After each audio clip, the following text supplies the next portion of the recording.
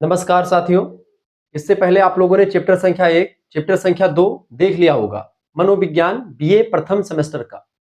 आज की वीडियो के माध्यम से हम लोग चैप्टर संख्या 3 के बारे में चर्चा करेंगे। चैप्टर संख्या 3 में जो आपको पढ़ना है साइकोलॉजी बीए प्रथम सेमेस्टर में यानी बीए फर्स्ट सेमेस्टर में, उसमें आपको क्या पढ़ना है बाबू? उसमें आपको पढ़ना होता है मनोविज्ञान के उपागम यानी कि अप्रोच ऑफ साइकोलॉजी और ईएम ऑफ साइकोलॉजी। ईएम माने लक्ष्य, यानी साइकोलॉजी का क्या लक्ष्य है और क्या उपागम है, इसके क्या अप्रोच है, किन अप्रोच के माध्यम से ये अध्ययन करता है, इसके बारे में हम विस्तार से जानने का प्रयास करेंगे। ठीक है। और इसके बाद में चौथा चैप्टर आएगा। चौथे चैप्टर में हम लोग चर्चा करेंगे किसके बारे में? हम लोग चर्चा करेंगे नेचर ऑफ साइकोलॉजी, यानी कि साइकोलॉजी की जो प्रवृत्ति मतलब प्रकृति होती है। प्रकृति मतलब समझ रहे हैं, कहने का मतलब ये कि साइकोलॉजी एक आर्ट का सब्जेक्ट है या फिर एक साइंस है। साइकोलॉजी क्या है, आर्ट है या साइंस है? साइंस के संबंधित कुछ पहलू रखेंगे और आर्ट के संबंधित कुछ पहलू रखेंगे और दोनों पर बारीकी के साथ अध्ययन करेंगे। तो साइकोलॉजी की प्रकृति को लेकर के हमेशा क्वेश्चन पूछा जाता है, नेचर ऑफ साइकोलॉजी। तो इससे पहले चैप्टर संख्या 1 में हमने क्या पढ़ा था? मनोविज्ञान का अर्थ और उसकी परिभाषा के बारे में, उसका विकास कैसे हुआ, कैसे कैसे मनोविज्ञान आत्मा के विज्ञान से मन का विज्ञान बना, फिर मन के विज्ञान से चेतना का विज्ञान बना, चेतना के विज्ञान से फिर वो वर्तमान में व्यवहार का विज्ञान बना और वाटसन महोदय ने उसको एक प्रकार से आगे बढ़ाया। आधुनिक विचारकों ने उसको कहा कि केवल मानव के व्यवहार का अध्ययन नहीं बल्कि पशु पक्षियों के व्यवहार का भी अध्ययन करना साइकोलॉजी में अंतर्गत शामिल होता है उसके विषय क्षेत्र में। सेकंड से जो आपका चैप्टर था उसमें हम लोगों ने साइकोलॉजी के विषय क्षेत्र यानी स्कोप ऑफ साइकोलॉजी देखा। साइकोलॉजी के अंतर्गत तमाम प्रकार के साइकोलॉजी हमने नैदानिक साइकोलॉजी यानी नैदानिक मनोविज्ञान, ठीक है, इसके अलावा सामाजिक मनोविज्ञान और राजनीतिक मनोविज्ञान, ठीक है, ऐसे तमाम प्रकार के मनोविज्ञान के, असामान्य मनोविज्ञान, ठीक है, ऐसे तमाम मनोविज्ञान के बारे में मैंने आपको बताया कि भाई इसमें ये चीज भी अध्ययन करी जाती है, शिक्षा मनोविज्ञान, सब कुछ मैंने आपको बता दिया, उसका विषय क्षेत्र भी हो गया। अब आज का वीडियो जो है उपागम को लेकर के है और इससे अगला वाला वीडियो आएगा आपका उसकी प्रकृति को लेकर के। तो आइए समझने का प्रयास करते हैं। तीव्र गति से एक बार वीडियो को लाइक कर दीजिएगा और शेयर भी कर दीजिएगा लेक्चर को, ठीक है। चले, यहीं से आपको मैं पढ़ाने वाला था, बाकी इससे पहले 2 क्लासेस आपकी हो चुकी हैं। चले, आपका हेडिंग डालेंगे मनोविज्ञान का लक्ष्य यानी कि गोल्स ऑफ साइकोलॉजी। मनोविज्ञान का लक्ष्य हेडिंग डाल लीजिए फटाफट से। देखें, प्रसिद्ध लेखक है, उनका नाम है सार्जेंट। सार्जेंट महोदय ने मनोविज्ञान के उद्देश्य को बताते हुए कहा कि मनोविज्ञान के 3 उद्देश्य होते हैं। कौन कौन से 3 उद्देश्य हैं उनको मैंने यहाँ पर लिख रखा, आप देखिएगा। मनोविज्ञान के 3 प्रमुख उद्देश्य होते हैं। पहला उद्देश्य होता है बाबू मानवीय व्यवहार को समझना और उसका वर्णन करना। सबसे पहला उद्देश्य क्या होता है?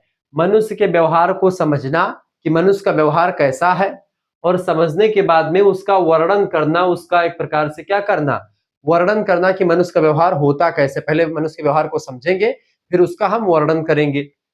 दूसरा जो उद्देश्य होता है मनोविज्ञान का वह यह होता है कि मानवीय व्यवहार का पूर्व कथन, यानी कि मानव व्यवहार से पहले जो कथन होते हैं पूर्वाग्रह वगैरह मनुष्य के, तो उन सभी चीजों का अध्ययन। इसके अलावा मानवीय व्यवहार पर नियंत्रण करना भी, ये मानव व्यवहार पर नियंत्रण करना, ह्यूमन बिहेवियर पर नियंत्रण करना भी मनोविज्ञान के एक उद्देश्य में शामिल है। ये 3 उद्देश्य आप इनको नोट डाउन कर लीजिएगा। मानवीय व्यवहार को समझना और उसका वर्णन करना, दूसरा उद्देश्य मानवीय व्यवहार का पूर्व कथन, तीसरा मानवीय व्यवहार पर नियंत्रण करना। यह 3 उद्देश्य जो है इसको सार्जेंट महोदय ने बताया मनोविज्ञान के। तो ये मोस्ट इंपॉर्टेंट है, परीक्षा में प्रश्न आ सकता है, अति लघु उत्तरीय में आप लिख सकते हो बड़े आसान तरीके से। अब हम समझते हैं जो मेन टॉपिक आपका है मनोविज्ञान के उपागम।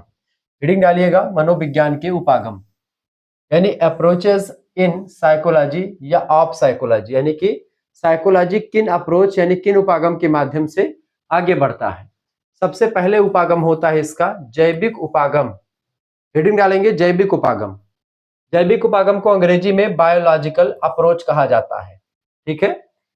इसमें होता क्या है, इसमें व्यवहार का आधार वंश परंपरा को माना गया है। वंश परंपरा मतलब कि आपकी अनुवांशिकता, जो वंश परंपरा रही है, व्यवहार आपका उसी अकॉर्डिंग होता है जिस तरीके से आपके वंश के व्यवहार रहे हैं, आपके दादा का, आपके पिताजी का, आपका व्यवहार कैसा है, ऐसे आपके बच्चों का व्यवहार होगा। यानी वंश परंपरा से जो एक प्रकार से प्रभावित होता है मनुष्य का व्यवहार, तथा वातावरण के महत्व को भी इसमें स्वीकार किया गया। यानी इन्वायरमेंट कैसा मिल रहा है बच्चे को, जिस माहौल में रह रहा है वो माहौल प्रभावित करता है उसके अप्रोच को। जैविक उपागम, और दूसरा वंश परंपरा जो है ये भी मनुष्य के व्यवहार को प्रभावित करती, मनुष्य के व्यवहार को बनाने में आधारभूत भूमिका निभाती है। इसके प्रमुख समर्थकों में जो विद्वान आते हैं जैविक उपागम के समर्थकों में, उनका नाम है चार्ल्स डार्विन। चार्ल्स डार्विन को आप सभी लोग जानते होंगे। उद्विकास का सिद्धांत दिया था डार्विन महोदय ने, समाज पर उसको लागू किया था हर्बर्ट स्पेंसर नाम के समाजशास्त्री ने। ये सब चीजें ध्यान रखेंगे। दूसरे हैं गाल्टन नाम के विद्वान, तो गाल्टन, डार्विन, मैंडल, इसके अलावा फ्रिस्क, वाटसन, जॉबी वाटसन, ओल्डर और स्प्रे, ये तमाम प्रकार के विद्वानों ने मनोविज्ञान के उपागम का जैविक उपागम के रूप में अध्ययन किया। ठीक है, यानी वंश परंपरा और आनुवांशिकता, यानी कि वातावरण और आनुवांशिकता जो होती है मनुष्य का बिहेवियर डिसाइड करती है। मनुष्य के बिहेवियर के निर्माण में, उसके व्यवहार के निर्माण में उसकी वंश परंपरा और उसका जो आसपास का वातावरण होता है वह उसको प्रभावित करता है, ये बताया इन लोगों ने। ठीक है, तो आप नोट डाउन कर सकते हैं इसका पूरा जैविक उपागम पहला, जिसमें Darwin, Galton, Mendel, frisk, Watson, older ये सब शामिल है। आपसे ऑब्जेक्टिव में ऐसे क्वेश्चंस पूछे जाते हैं कि भाई जैविक उपागम से कौन सम्मिलित नहीं है। आपको डार्विन, गाल्टन, मेंडल 3 नाम दे देगा और एक नाम आपको दे देगा, जैसे क्या दे दिया आपको दे देगा भाई क्या, कार्ल रोजर्स दे देगा या फिर आपको मास्लो दे देगा, तो वो मानवतावादी के उपागम के हैं ये, तो वही आपका गलत हो जाएगा। आगे देखेंगे। दूसरा उपागम है मनोविज्ञान को समझने का मनोगतिकीय उपागम, यानी कि साइको डायनामिक अप्रोच। मनोगतिकीय यानी कि मन की गति किस तरीके से आपकी जो होती है उसके अकॉर्डिंग। ठीक है, साइको डायनामिक अप्रोच। इसमें होता क्या है बाबू, इसमें व्यवहार का आधार जो होता है अचेतन शक्तियों को माना जाता है। अचेतन शक्तियां वह शक्तियां होती हैं जो आपके मन में एक प्रकार से पहले से विद्यमान रहती हैं, लेकिन वो जागृत अवस्था में नहीं होती है। जैसे आपके 3 मन होते हैं, एक होता है चेतन अवस्था, एक होती है अचेतन अवस्था और एक होती है अवचेतन अवस्था या अर्धचेतन अवस्था। कुछ चीजें आपके दिमाग में पहले से विद्यमान है जो आप जानते हैं, कुछ चीजें समय आने पर जब आप उसको याद करते तो बहुत ज्यादा जो अवचेतन अवस्था में वो चीजें आपके जागृत होती है। कुछ अर्ध मतलब कि कुछ अचेतन है जो कि एक प्रकार से आपके दिमाग में जानकारी दबी है लेकिन वो बाहर नहीं निकल पा रही है, वो सो रही है। ठीक है, तो ऐसे में आप देखते हैं अचेतन शक्तियां जो होती हैं उन्हीं, इसमें क्या होता है, इस मनोगत के उपागम में इसमें व्यवहार का आधार क्या होता है, अचेतन शक्तियों को माना गया है। इसके प्रमुख समर्थकों में लिख लीजिएगा सिगमंड फ्रायड नाम के विद्वान है। सिगमंड फ्रायड जो है ये मनोविश्लेषणवाद के विचारक है। इन्होंने चेतन, अचेतन और अवचेतन या अर्धचेतन मन की बात करी। इन्होंने ही एक प्रकार से 3 सिद्धांतों की बात करी जिसमें ईड, ठीक है, ईगो एंड सुपर ईगो की बात करी। किसकी बेटा, id, ego and superego की बात करी। ठीक है, ये बात ध्यान किसने करी है, सिगमंड फ्रायड नाम के विद्वान ने करी है। Id, ego and superego की बात किसने करी है, सिगमंड फ्रायड ने करी है। यह बात आप ध्यान रखेंगे। Clear, id, ego and superego क्या होता है इसके बारे में विस्तार से बताएं। Id, ego and superego क्या होता है, कमेंट करके बताओ। इड क्या है, ईगो क्या है, सुपर ईगो क्या है, इसको किसने मत दिया है, ये सिद्धांत दिया है सिगमंड फ्रायड जो कि मनोविश्लेषणवाद के प्रणेता है। इनका प्रभाव ना केवल मनोविज्ञान तक ही सीमित रहा, बल्कि आप देखते हैं इन्होंने हिंदी साहित्य जगत, बल्कि जो भी साहित्य उस समय लिखे गए उस पर मनोविज्ञान का मतलब इनका प्रभाव रहा सिगमंड फ्रायड का। इड जो होता है ये क्या होता है, इड हमारे मन का वह हिस्सा होता है जो हमारे जो है मन में जो है सदैव मतलब कि जन्म से ही विद्यमान रहता है, पूरी तरह से अचेतन होता है, अनकॉन्शियसनेस होता है इड। और यही इड जो होता है अचेतन शक्तियां जो होती है इसी को मानते हैं मनोगत के उपागम में। ठीक है, यह बात ध्यान रखेंगे। इड केवल हमारी शरीर की जो जैविक इच्छाएं होती हैं, यानी बायोलॉजिकल जो हमारी एक प्रकार से यूज होती हैं, उनकी जरूरतों को पूरा करता है। जैसे कि हमको जब भूख लगती है, हमको प्यास लगती है, हमको मान लेते हैं कि जैसे यौन इच्छाएं तमाम सारी हैं, मतलब कि जैसे जो सेक्स डिजायर होती हैं, तो वो सब इड होता है हमारे मन में। जो ये सब इच्छाएं उत्पन्न होती हैं, जैविक इच्छाएं जो उत्पन्न होती हैं, जैसे गुस्सा लगता है, तो ये सब चीजें आपका इड में शामिल है। दूसरा होता है बेटा, दूसरा होता है इड का उद्देश्य क्या होता है, सुख प्राप्त करने के लिए इड होता है। जैसे एक बच्चा रोता है, उसको भूख लगी, उसको तुरंत दूध चाहिए। ठीक है, ऐसे ही कोई इंसान गुस्से में है और किसी पर हमला कर देता है गुस्से में आकर के, तो वो सब इड में आता है। दूसरा होता है मन की अवस्था होता है ईगो। ईगो क्या है बेटा, वास्तविकता का प्रबंधक है ईगो, ठीक है। ईगो हमारे मन का वह हिस्सा होता है जो ईड और वास्तविक दुनिया के बीच एक मेडिटेटर का काम करता है, एक मध्यस्थ का काम करता है। यह सचेत और अवचेतन यानी कि ये कॉन्शियसनेस और अनकॉन्शियसनेस यानी सब कॉन्शियसनेस के बीच में काम करता है, ठीक है। यह एक प्रकार से वास्तविकता के सिद्धांत पर काम करता है। इड जो होता है मतलब ईगो जो होता है बेटा, ये इड की इच्छाओं को तुरंत पूरा नहीं होने देता। यानी जो हमारी मान लेते हैं सेक्स की इच्छा है या हमारी भूख लगी है, तो वो इच्छा को पूरा करने से रोकता कौन है? ईगो। हमारा ईगो उसको जो है वो एक प्रकार से रोकता है। यह बात ध्यान रखिए। यह सोचता है कि कौन सी इच्छा कब पूरी करनी है और कैसे पूरी करनी है, कौन सी इच्छा इंपॉर्टेंट है, कौन सी इच्छा नहीं इंपॉर्टेंट है, ठीक है। उसको ईगो हमारा जो है वो दिखता है। ये बात है, जैसे कि आप भूखे हैं लेकिन क्लास में हैं, तब ईगो आपका कहेगा, ठीक है। ईगो क्या कहे, मान लेते हैं आपको भूख लगी है और आप क्लास ले रहे हैं, तो आपका ईगो उस समय कहेगा, तो ईड तो कह रहा है कि भाई चलो खा लो भोजन, छोड़ो मास्टर वास्टर को। लेकिन ईगो क्या कहेगा तुरंत, ए बैठ अभी क्लास पूरी होने दे, क्लास पूरी हो जाएगी तब जाना खाने। तो आपका ईगो वो कहता है, ईड क्या कहता है कि चल खा लेते हैं। ईगो कहता है थोड़ा धैर्य रख बेटा, अभी क्लास छूटेगी फिर खा लेना, ठीक है। और वहीं पर तीसरा होता है आपका सुपर ईगो। सुपर ईगो जो होता है नैतिकता और आदर्श को ध्यान में रख करके ये काम करता है, ठीक है। ये नैतिकता और आदर्शों का प्रतिनिधित्व करता है। यह हमें सिखाता है कि क्या करना सही है और क्या करना गलत है, ठीक है। यानी गलत और सही के बीच में निर्णय लेने में सुपर ईगो हमारा इंपॉर्टेंट भूमिका निभाता है। जैसे अगर आप मान लेते चोरी करने की आप सोचते हैं, जब आप चोरी करने के लिए सोचते हैं बेटा, तो एक प्रकार से सुपर ईगो उसे रोकता है, कहता है कि भाई चोरी करोगे तो जो है ये पाप लगेगा, पछतावा, तमाम चीजें होती हैं। यानी किसी गलत काम को करने से रोकना, किसी सही काम को करने के लिए मोटिवेट करना, प्रोत्साहित करना, ये सुपर ईगो हमको सिखाता है।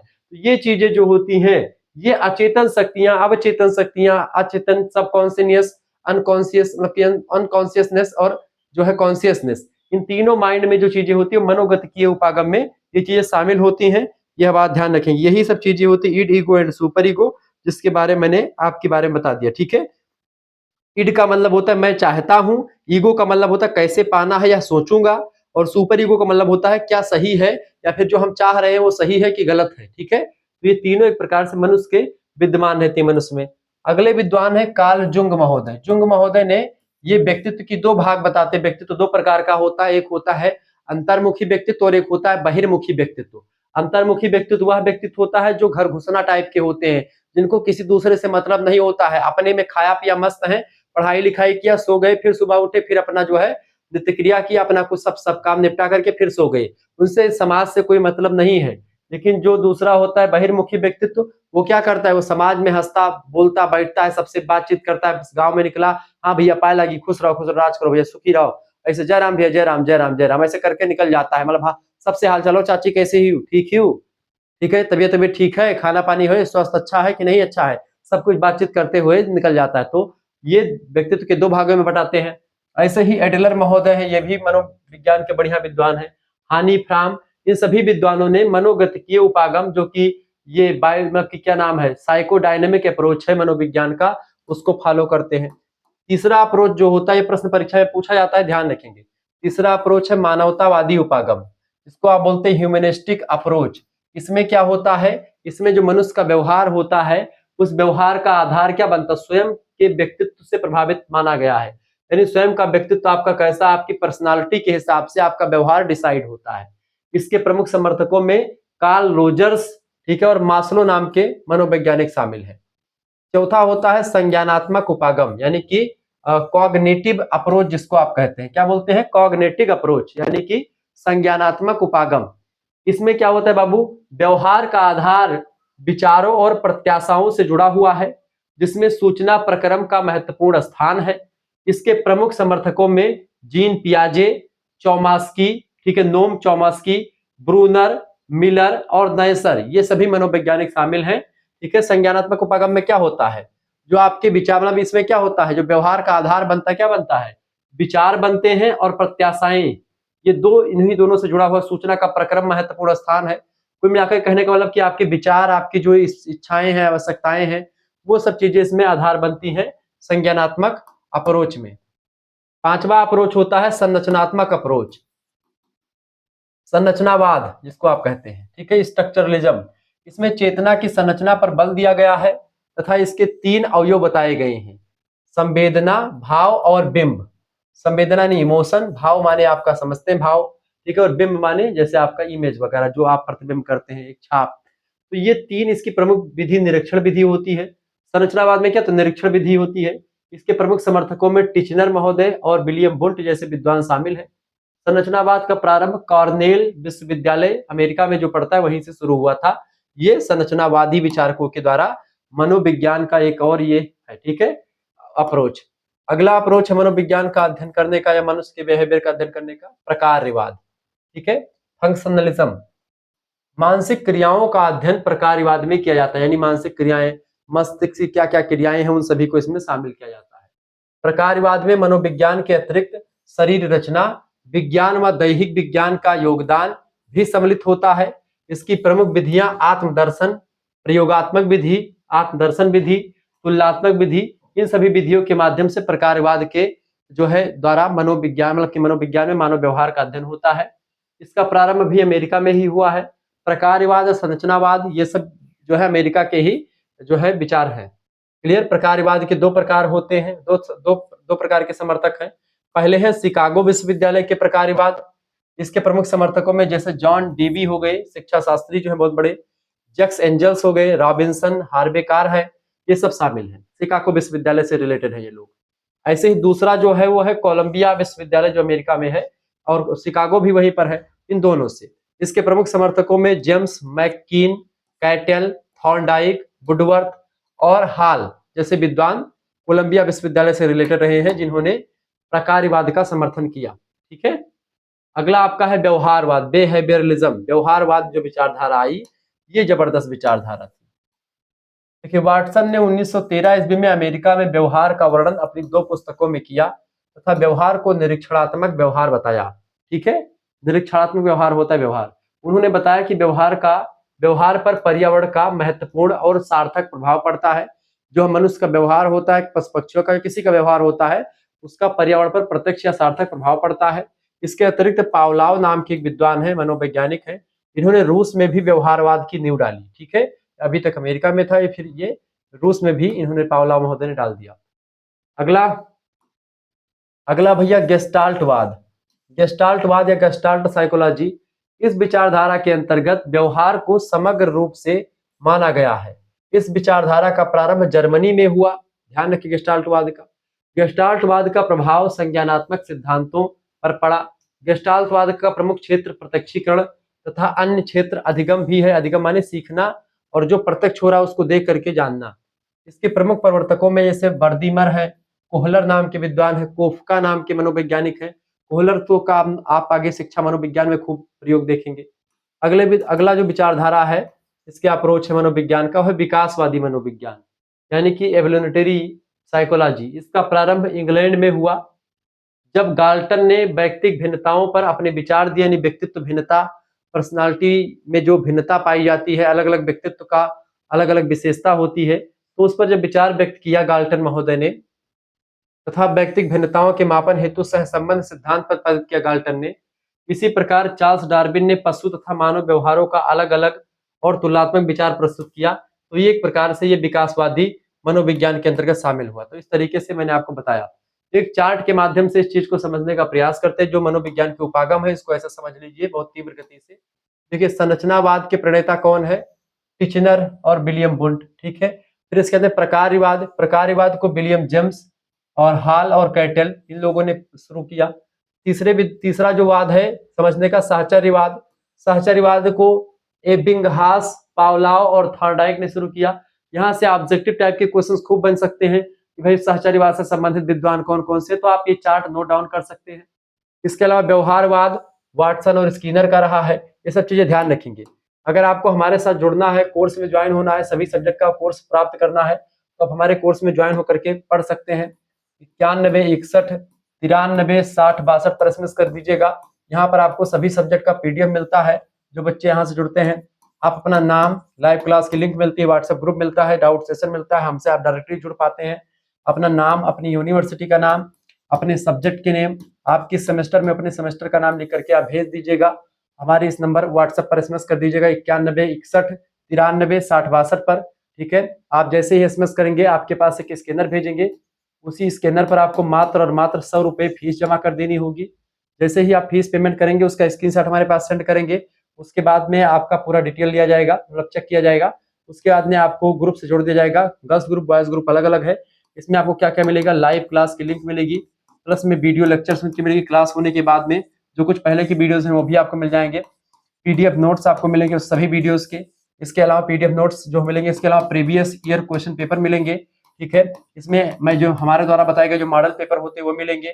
इसके अलावा महामैराथन क्लास मिलेगी। ठीक है, महामैराथन क्लास में सारे यूनिट से सभी चैप्टर से बनने वाले इंपॉर्टेंट क्वेश्चन होंगे। ऐसे ही रिवीजन क्लास परीक्षा के अंतिम दौरान में रिवीजन क्लास आपकी होगी। ठीक है, रिवीजन क्लास की पीडीएफ, महामैराथन क्लास की पीडीएफ, चैप्टर वाइज जो क्लास हो रही है उनकी पीडीएफ, मॉडल पेपर की पीडीएफ।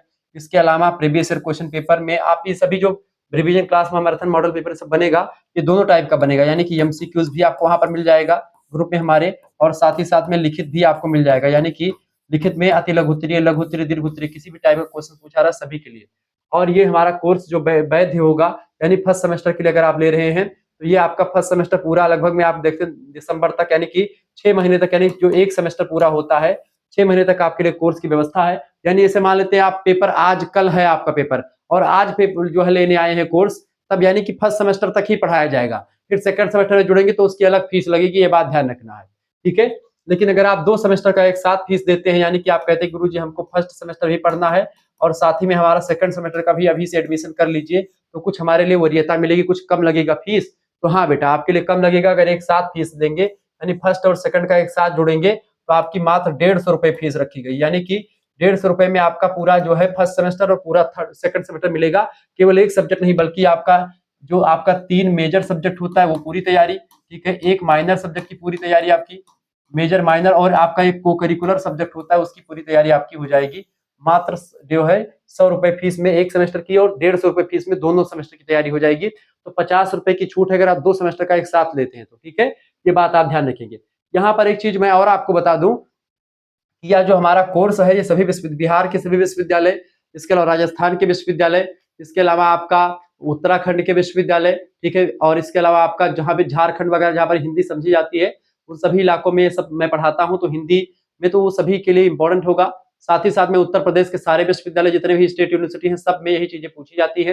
नेशनल एजुकेशन पॉलिसी के अंदर जो सिलेबस है उसके अकॉर्डिंग मैंने आपको बता दिया। जैसे डीडीयू विश्वविद्यालय हो गया उत्तर प्रदेश का, सिद्धार्थ यूनिवर्सिटी कपिलवस्तु, वीर बहादुर सिंह पूर्वांचल विश्वविद्यालय, महात्मा गांधी काशी विद्यापीठ, राम मनोहर लोहिया विश्वविद्यालय, वीर बहादुर सिंह पूर्वांचल विश्वविद्यालय हो ही गया। इसके अलावा माँ पाटेश्वरी, ठीक है, जो बलरामपुर में बन रहा है, या और इसके अलावा आपका और भी तमाम विश्वविद्यालय जैसे कि चौधरी चरण सिंह मेरठ विश्वविद्यालय, छत्रपति शिवाजी महाराज कानपुर विश्वविद्यालय, जननायक चंद्रशेखर बलिया विश्वविद्यालय, ठीक है, महाराजा सुहेलदेव आजमगढ़ विश्वविद्यालय, मासा कुम्भरी सहारनपुर विश्वविद्यालय, ठीक है, राजा महेंद्र प्रताप सिंह अलीगढ़ विश्वविद्यालय, एमजे प्यारी बरेली रोहिलखंड, महात्मा ज्योतिबा फूले जिसको कहते हैं, इसके अलावा डॉक्टर भीमराव अम्बेडकर आगरा विश्वविद्यालय, प्रोफेसर रज्जू भैया स्टेट यूनिवर्सिटी, ऐसे तमाम प्रकार के और विश्वविद्यालय जिनका नाम मैं नहीं ले पा रहा हूँ, सभी के लिए लेक्चर बहुत ही महत्वपूर्ण होगा। तो आप सभी लोग कोर्स में ज्वाइन होकर के विधिवत तैयारी कर सकते हैं। इसमें न केवल साइकोलॉजी बल्कि political science, history, Hindi, geography, Sanskrit, सारे सब्जेक्ट की तैयारी आपकी, शिक्षा शास्त्र, सोशियोलॉजी, समाज शास्त्र, ठीक है, इसके अलावा आपका इकोनॉमिक्स यानी अर्थशास्त्र, ठीक है, आपका जैसे एंशिएंट हिस्ट्री, मेडिवल हिस्ट्री, दोनों का अलग अलग जो सिलेबस होता है सभी पूरा पढ़ाया जाएगा। तो किसी प्रकार की कोई दिक्कत नहीं होगा, सब कुछ व्यवस्थित मिलेगा आपको। फटाफट से एसएमएस कीजिए, तुरंत एसएमएस कीजिए, तुरंत जुड़ जाइए, देर ना करें, क्योंकि जितना देर करेंगे आपका ही घाटा होगा। आप जल्दी जुड़ेंगे तो आप पूरी क्लास पाएंगे, बाद में जुड़ेंगे जैसे तैसे आपकी क्लास जो होती है तो उसका वीडियो मिलता रहेगा। अभी जुड़ेंगे तो आपका PDF previous year question paper 10-10 practice set आपकी, जैसे जो को करिकुलर का होगा आपका फूड न्यूट्रिशन हाइजीन, उसका लगभग 10 प्रैक्टिस सेट आपको मिल जाएगा क्वेश्चन पेपर के साथ। ठीक है, उसमें आंसर साथ में रहेगा, ऑब्जेक्टिव का जो क्वेश्चन होगा उसका आंसर भी साथ में मैं दे दूंगा, आंसर की दे दूंगा, ताकि आप प्रैक्टिस करके आंसर भी चेक कर लें उसी पीडीएफ में, वीडियो ना देखना पड़े बार बार। ठीक है, चलिए स्क्रीनशॉट ले लीजिए, जिनको भी जुड़ना वैसे सभी को जुड़ना चाहिए। ठीक है, और आपके लिए फायदा मंद चीजें है वो 150 रुपए वाला है कि उसमें फर्स्ट और सेकंड दोनों का आपको मिल जाएगा, डायरेक्टली आपका एडमिशन हो जाएगा। जिनको भी जुड़ना जुड़ सकते हैं। आप एक सब्जेक्ट का अगर सीरीज खरीदोगे तो कम से कम 60 रुपए का पड़ेगा। 5 सब्जेक्ट का आप खरीदो, कितना पड़ जाएगा आपका, 6×5 = 30, 300 रुपए आपका सीरीज के लग जाएंगे। अगर आप दोनों सेमेस्टर का सीरीज खरीदोगे तो 3-3 600 रुपए लग जाएंगे, और केवल 150 रुपए फीस में 2 सेमेस्टर का आपका फर्स्ट सेमेस्टर और सेकंड सेमेस्टर का अगर मिल रहा है तो कोई बहुत बड़ी फीस नहीं, बहुत कम फीस है। क्लास भी मिलेगा, पीडीएफ भी मिलेगा, रिवीजन क्लास भी मिलेगा, मैराथन क्लास भी मिलेगा। सबसे इंपॉर्टेंट बात, आप डायरेक्टली हमसे जुड़ पाएंगे, आप हमसे बात भी कर पाएंगे। ठीक है, आपका डाउट सेशन वगैरह भी होगा, उसमें आप हमसे क्वेश्चन पूछ पाएंगे, क्या दिक्कत आपको आ रही बीए में करने में, क्या प्रॉब्लम है, सब्जेक्ट कॉम्बिनेशन क्या है, सारी जानकारी आपको वहां पर मिलती रहेगी। तो आप तुरंत जुड़ जाए। चलिए, तो यही सब चीज है। तो प्रकारवाद आपका ये हो गया। ऐसे ही मनोविज्ञान में आपका व्यवहारवाद जो है वाटसन और स्किनर के द्वारा दिया गया। इसके अलावा मनोविश्लेषणवाद में सिगमंड फ्रायड, कार्ल जुंग और एडलर का नाम आता है। मानवतावादी दृष्टिकोण जो है कार्ल रोजर्स और मार्सलो। संज्ञानात्मक मनोविज्ञान में पियाजे, मीमन, चॉम्स्की, मिलर, ब्रूनर, नेसर ये सब शामिल है। गेस्टाल्टवादियों में वर्दीमर, कोहलर और कोपका शामिल है। ठीक है। जैविकवाद में ओल्डम और स्प्रे शामिल है। अंतः सांस्कृतिक में हाल में और टेंडिस शामिल हैं। विकासवादी मनोविज्ञान डीके बुश और गाल्टन डार्विन ये सब शामिल हैं। ठीक है, बात ध्यान रखेंगे। तो ये सब एक प्रकार से ये अप्रोचेज है तमाम मनोविज्ञान को समझने के, पढ़ने के अप्रोच है, उपागम है। प्रयोजन मूलकवाद जो है मैकडूगल संबंधित है उससे।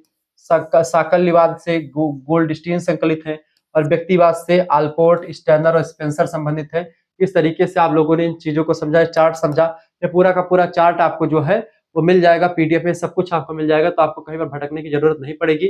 अब अगला जो चैप्टर आपका आएगा उसमें हम चौथे चैप्टर में क्या पढ़ेंगे, मनोविज्ञान की प्रकृति के बारे में चर्चा करेंगे। यानी कि मनोविज्ञान की प्रकृति, नेचर ऑफ साइकोलॉजी के बारे में चर्चा होने वाली है। आप सभी लोग वीडियो को लाइक कर दीजिएगा, चैनल पर नए हैं तो सब्सक्राइब कर दीजिएगा। यानी 3 चैप्टर इससे पहले हो चुके मनोविज्ञान के, चौथा चैप्टर ये हो जाएगा मनोविज्ञान की प्रकृति। फिर आपका चैप्टर संख्या जो है 4 समाप्त होने के बाद, यानी कि आपका इकाई जो आपकी 1 है वो समाप्त हो जाएगी। इकाई 1 के बाद में हम इकाई 2 के ऊपर चर्चा करेंगे। इकाई 1 आपका समाप्त हो जाएगा। फिर इकाई 2 में हम लोग चर्चा करेंगे अवधान प्रक्रिया के बारे में। किसके बारे में बेटा? अवधान प्रक्रिया के बारे में चर्चा करेंगे। फिर उसमें अवधान प्रक्रिया में हम लोग अवधान क्या होता है, ठीक है, उसके बारे में चर्चा करेंगे। प्रत्यक्षीकरण किसे कहते हैं, उनके बारे में पूरा विस्तार से जानेंगे। यानी और भ्रम क्या होता है, अवधारणा भ्रम क्या होता है, 3-4 चैप्टर उसका भी होगा और यूनिट 2 भी समाप्त कर देंगे। इस तरीके से आगे बढ़ते रहेंगे। ठीक है, धन्यवाद, मिलते हैं नेक्स्ट वीडियो। बहुत बहुत धन्यवाद। वीडियो को लाइक कर दीजिएगा और हमारे चैनल को सब्सक्राइब कर दीजिए, शुक्ला एचडी पॉइंट को। और हमारे 2 चैनल और है, को करिकुलर मास्टर, उस पर को करिकुलर परीक्षाओं की तैयारी होती है, और बीए करेकर उस पर सिलेबस वगैरह की जो शॉर्ट वीडियो होंगी और तमाम सारी चीजें, क्वेश्चन पेपर सॉल्व होगा, वो बीए करेकर पर आप देखेंगे। यानी 2 चैनल और आपके हैं तो सब्सक्राइब कर दीजिएगा, इस चैनल को भी सब्सक्राइब कर दीजिएगा। धन्यवाद, मिलते हैं नेक्स्ट वीडियो। तब तक के लिए जय हिंद, जय भारत। आप सभी का बहुत बहुत धन्यवाद। मिलते हैं नेक्स्ट वीडियो में। ठीक है, चलिए।